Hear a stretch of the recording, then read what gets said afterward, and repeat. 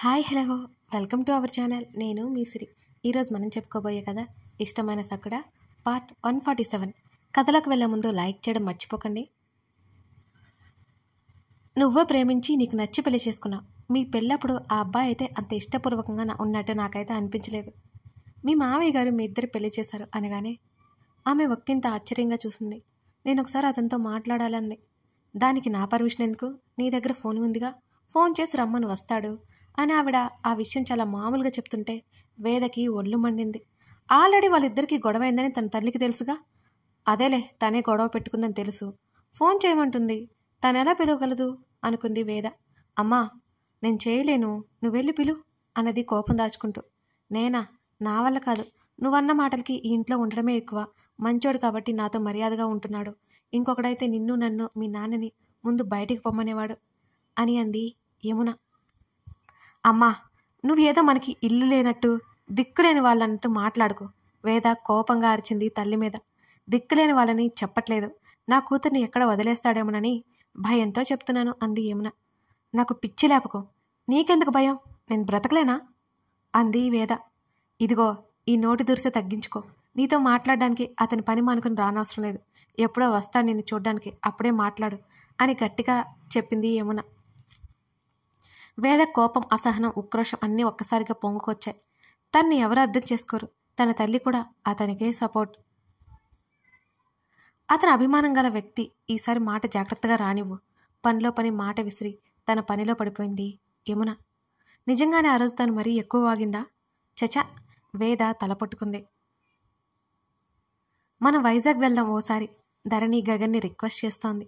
ఇప్పుడు నాకు వీలు పడదు. అతను తన ఫోన్ పక్కన పెట్టి ఆమెని చూశాడు. మరి ఎప్పుడు వీలు పడుతుంది నీకు? ఆమె ముఖం ముడుచుకొని అడిగింది అతన్ని. ఎప్పుడు వీలు పడదాం? నాకు వీలు పడినప్పుడు చెప్తానులే. ఇది అన్యాయం తెలుసా? నన్ను పుట్టింటికి కూడా పంపట్లేదు నువ్వు అన్నది రోషంగా ధరణి. ఎవడొద్దన్నాడు? వెళ్ళు, గగన్ విసుక్కున్నాడు. నిజంగానా అంది. అవును అన్నాడు అతను. మరి రేపే వెళ్ళిపోనా అని అంటున్న ఆమె వైపు చురుగ్గా చూశాడు గగన్. అతనంత సడన్గా ఎందుకలా చూశాడో అర్థమై ధరణికి నవ్వొచ్చింది. వెళ్ళు అన్నాడు. సరే అన్నదే కానీ అతను అంత ఈజీగా ఒప్పుకుంటాడని తను అసలు అనుకోలేదు. నిజంగా వెళ్ళనా అని అడిగింది. రేపే వెళ్ళిపో, లేకపోతే నిన్ను ఎప్పటికీ పంపించడం అతను సీరియస్గా చెప్పాడు ఆ మాట. ఏం? ధరణి బిక్కమొహం వేసుకుంది. అదంతే, వెళ్తే రేపు వెళ్ళు, లేకపోతే మానే అని అతను లేచి వెళ్ళిపోతుంటే అతని చేతిని పట్టుకుంది ధరణి. ఆమె కనులు మాత్రమే ఎత్తి చూస్తుంటే అతనేంటన్నట్టుగా చూశాడో ఆమె వైపు. నువ్వు నా మీద కోపంగా ఉన్నావా? ఆమె పెదవులు మడిచి చెప్పింది. ఉన్నాను. అయితే ఏం చేస్తావు అని అడిగాడు. అతనంత నేరుగా చెప్పడంతో ఆమె ముఖం ఎర్రబడింది. అంత సూటిగా చెప్పేస్తాడు అసలు? ఏమైంది ఇవాళ?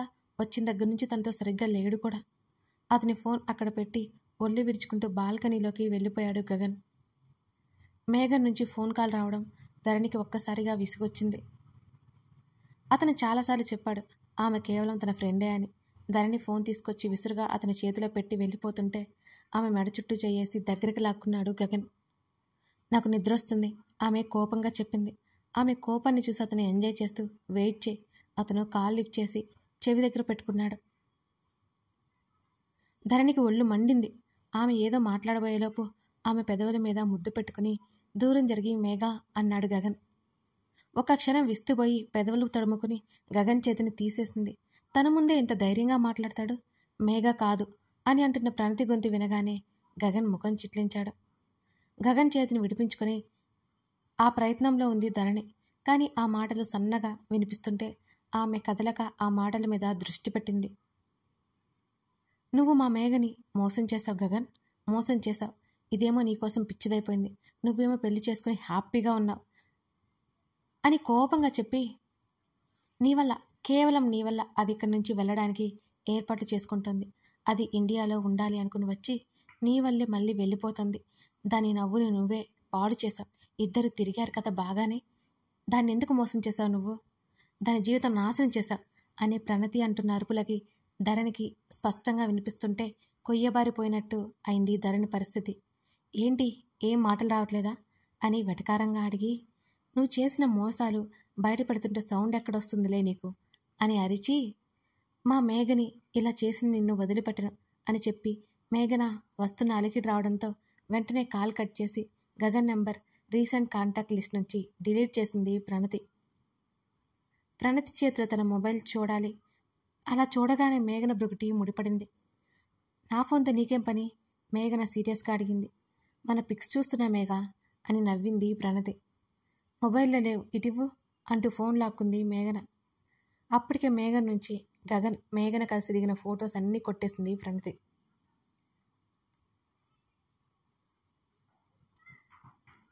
పళ్ళు బిగబట్టిన గగన్ని చూస్తూ నెమ్మదిగా అతని చేతిని విడిపించుకున్న ధరణిని వదిలేశాడు అతను. ధరణి ఏమీ అడగలేదు. లోపలికెళ్ళి ఓ పక్కన పడుకుంది. ఎందుకో ఏడుపు వచ్చింది. ప్రణతి ఎందుకంత గట్టిగా నిజంలాగా నిలదీసి మాట్లాడుతుంది? దానికి అతను ఎందుకు సమాధానం చెప్పట్లేదు? ఆ ప్రణతిని వారించలేదు ఎందుకు? తను ఎక్కువ ఆలోచిస్తుందా? గగన్ ఎంతకీ లోపలికి రాలేదు. ధరణి ఆలోచనల మధ్య పడుకుంది. అతను గదిలోకి వచ్చేసరికి ధరణి నిద్రపోయి కనిపించింది. అసహనంగా అనిపిస్తుంటే కళ్ళు మూసుకుని నిద్రకి ఉపక్రమించాడు. ఆదిత్య నాకు హెల్ప్ కావాలి అని అంటున్న వేద మాటలకు ఏంటన్నట్టు చూశాడు. ఇద్దరు చిరక వీల్చైర్లో కూర్చుని గార్డెన్లో ఉన్నారు. దూరంగా వాళ్ళని అలా చూస్తున్న హర్ష మనసు చివుక్కుమంది. ఇద్దరు నడవలేని స్థితిలో ఉండడం అతనికి చెప్పలేనంత బాధగా ఉంది. తల్లి ఇచ్చిన కాఫీ తాగుతూ ఏదో ఆలోచిస్తూ కూర్చున్నాడు హర్ష. అక్కడ జానకి యమున కూర్చొని ఏదో మాట్లాడుకుంటున్నారు. ఏమైంది వదినా అని అడిగాడు ఆదిత్య. మీ అన్నయ్య ఫోన్ ఒకసారి తెచ్చిస్తావా? నెమ్మదిగా అడిగింది వేద. ఇప్పుడే అడుగుతాను, ఇస్తాడు అని ఆదిత్య హర్షని పిలవడానికి సిద్ధమవుతుంటే వెంటనే ఆపేసింది వేద. ఆదిత్య నువ్వు ఆగు ఆగు వేద అరిచింది. ఏంటి వదినా ఏమైంది? అలా కాదు, మీ అన్నయ్యకి తెలియకుండా ఫోన్ కావాలి అని వేద కంగారుగానే అడిగింది. కానీ వాడికి తెలియకుండా ఎలా వదినా? ఇవ్వడుగా వాడు. ప్లీజ్ ఆదిత్య. అవసరపడింది, ఎలాగైనా తెచ్చివ్వు ప్లీజ్ ప్లీజ్. నేను ఎటు కదలని స్థితిలో ఉన్నాను, లేకపోతే నేనే తెచ్చుకుందును వేద బ్రతిమాలినట్టు అంటుంటే సరే అన్నట్టుగా తల ఊపాడు ఆదిత్య వదినకి సాయం చేయడం కోసం.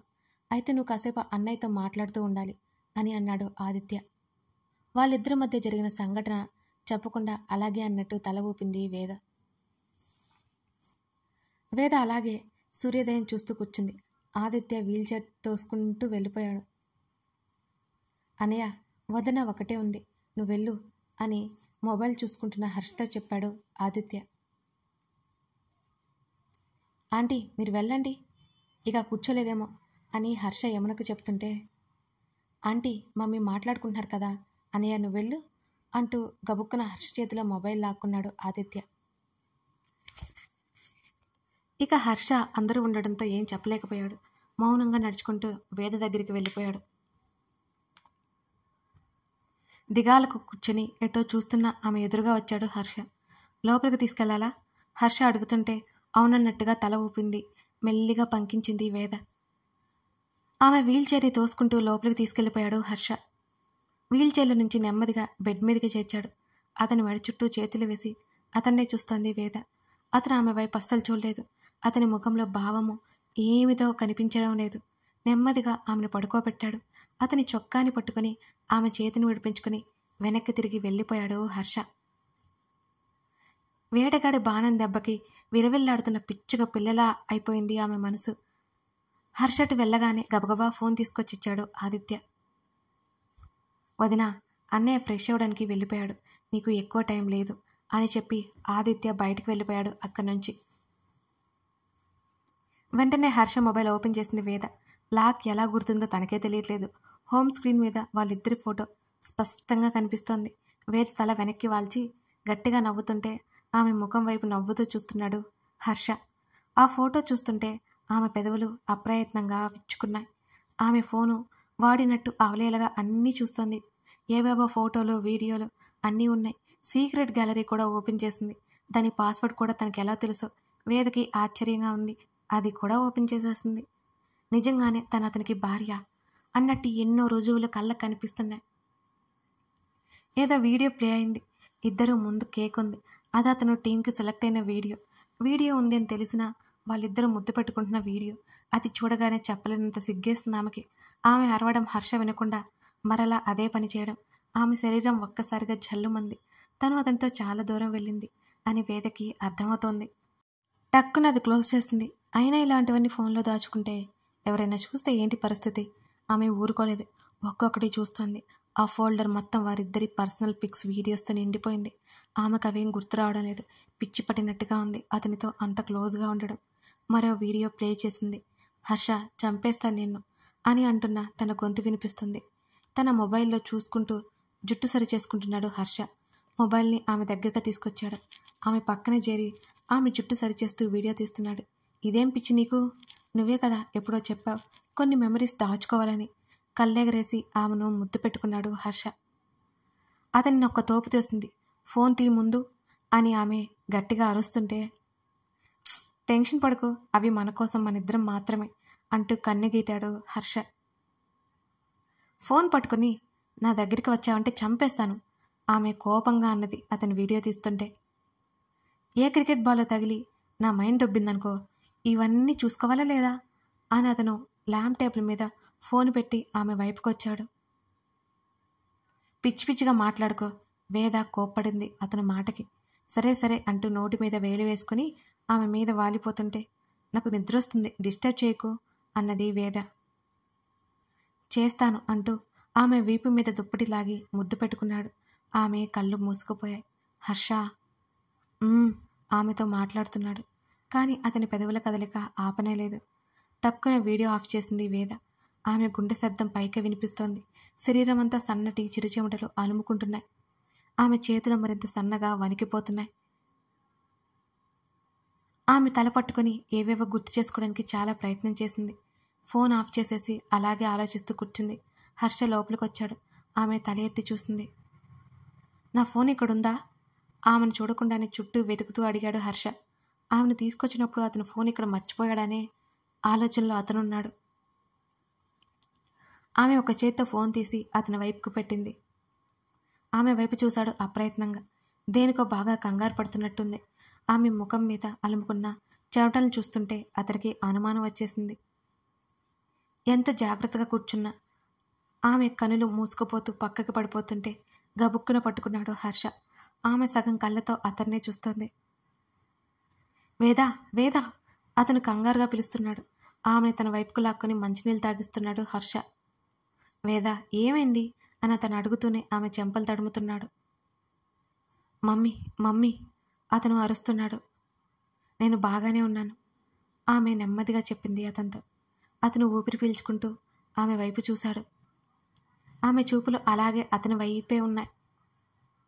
షూరా మాట్లాడినాతో అతను అడుగుతుంటే, బాగానే ఉన్నాను కాస్త నీరసంగా అనిపించింది ఆమె చెప్పింది. ఆమె ఎక్కువగా ఆలోచించడం వల్ల బాగా ప్రెజర్ ఫీల్ అయిందని వేదకు కూడా అర్థమైపోయింది. బుద్ధుందా నీకు? అసలు తింటున్నావా? నువ్వు ఇలా ఉంటే ఎప్పటికీ లేచి తిరగలేవు అతను అరుస్తున్నాడు. ఆమె మౌనంగా అతన్నే చూస్తోంది. అతను మాట్లాడుతూనే ఉన్నాడు. ఆమె నుంచి ఎటువంటి సమాధానం రాలేదు. తను ఏం మాట్లాడకపోయినా ఒకటికి రెండు వడ్డించే వేద అంత సైలెంట్గా ఉండడం ఎందుకు అతనికి అర్థం కాలేదు. అనుమానంగా అనిపించింది. అది కూడా తన దగ్గర ఇంత మామూలుగా ఉండడం ఏంటి? ఆమె చెయ్యి అతని చొక్కాని పట్టుకోవడం చూస్తూనే ముఖం వంక చూశాడు హర్ష. ఆమెను మెల్లిగా వెనక్కి పడుకోబెట్టాడు అతను. ఎక్కువ ఆలోచించుకో అతను చెప్తున్నా ఆమె మాట్లాడలేదు. తల పక్కకు వాల్చి అతన్నే చూస్తోంది. తను అక్కడ ఉండడం ఆమెకి నచ్చదని అతను ఆమెను చూస్తూ బయటకు నడిచాడు. హర్ష ఆమె పిలుపుకి అతని అడుగులు అక్కడే ఆగిపోయాయి ఎవరో పట్టుకున్నట్టుగా. ఉదయాన్నే ఒళ్ళు విరుచుకుంటూ లేచాడు గగన్. ధరణి గదిలో కనిపించలేదు అతనికి. అతనికి రాత్రి జరిగింది గుర్తొచ్చింది. ధరణి ఏం మాట్లాడకపోవడం అతను ఆలోచిస్తూ ముఖం కడుక్కుని బయటకొచ్చాడు. హాల్లో కనిపించలేదు. అతను గార్డెన్లోకి నడిచాడు. మొక్కలకి నీళ్లు పెడుతూ కనిపించింది ధరణి. ఆమె స్వెటర్ వేసుకుంది. అటువైపుకి తిరిగి ఉంది. అతను ఆమె దగ్గరికి నడిచాడు. నీళ్లు పెట్టడం ఆపేసింది ధరణి. విరగా కాసిన తెల్ల రోజాలను మెల్లిగా చేత్తో తాకుతూ ఆమె మరి కాస్త ముందుకు అడుగులు వేసింది. ఆమె మనసంతా ఎంతో కకావికలంగా ఉంది. ఆమె ఎక్కువ ఆలోచిస్తుందా లేక అతను అలా ఉన్నాడా? ఆమెకు అసలు అర్థం కావడం లేదు. ఆమె భుజం మీద చెయ్యి పడ్డంతో ఉలిక్కి పడింది ధరణి. ఆమె గబుక్కున వెనక్కి తిరిగి చూడగా గగన్ కనిపించాడు. ఆమె రిలాక్స్ అవుతున్నట్టు గుండెల మీద చేయి వేసుకుంది. ఆమె చేతిని పట్టుకుని పద అన్నట్టు చూశాడు. ఆమె మౌనంగా అతనితో అడుగులు వేసింది. గదిలోకి రాగానే అతని చేతిని విడిపించుకుంటుంటే ఆమె ముంజేతిని పట్టి దగ్గరికి లాగాడు గగన్. అతని వైపు కళ్ళెత్తి చూసింది ధరణి. అలా కళ్ళేసుకుని చూడడం కాదు, ఏదో ఒకటి మాట్లాడు అని అంటున్న అతని మీద కోపం పొంగుకొచ్చింది ఆమెకి. నేనేం మాట్లాడినా నాదే తప్పు అవుతుంది, దాని బదులు మాట్లాడడం ఎందుకు, అందుకే మౌనంగా ఉన్నాను అంటున్న ఆమె మాటలకి అప్రయత్నంగా అతను నొసలు ముడిపడ్డాయి. వాట్ అని అడిగాడు. నేను కాసేపు గార్డెన్లో ఉంటాను, వదులు అని ఆమె అటువైపుకి వెళ్ళబోతుంటే ఆమె భుజం పట్టి ఆపాడు గగన్. మాట్లాడేది సరిగ్గా మాట్లాడు అన్నాడు తీవ్రమైన స్వరంతో. ఏం లేదు అంది. వింతగా మారిన ఆమె ప్రవర్తనని గమనిస్తూ, ఏం లేదా, అడ్డదిడ్డంగా మాట్లాడడం కాదు, సరిగ్గా ఏడు అన్నాడు తీక్షణంగా చూస్తూ ఆమెనే. కథ కొనసాగుతోంది. ఇంతకీ ధరణి ఎందుకలా మాట్లాడుతుందంటారు? గగన్ ఇప్పుడు ఏం చేయబోతున్నాడు? వారిద్దరి మధ్య ఏం జరగబోతుంది? తెలుసుకోవాలంటే తర్వాత పాటు చూడాల్సిందే. అలాగే లైక్ చేసి కామెంట్ చేయడం మర్చిపోకండి. మీకు ప్రతిరోజు చెప్పే మాట అయినా కొంతమందికి ఇంకా తెలియలేదు.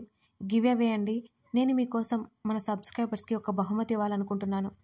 అసలు ఏంటా బహుమతి అనేది కింద ఒక వీడియో చేసి పెట్టాను, డిస్క్రిప్షన్లో ఉంటుంది, చూడండి.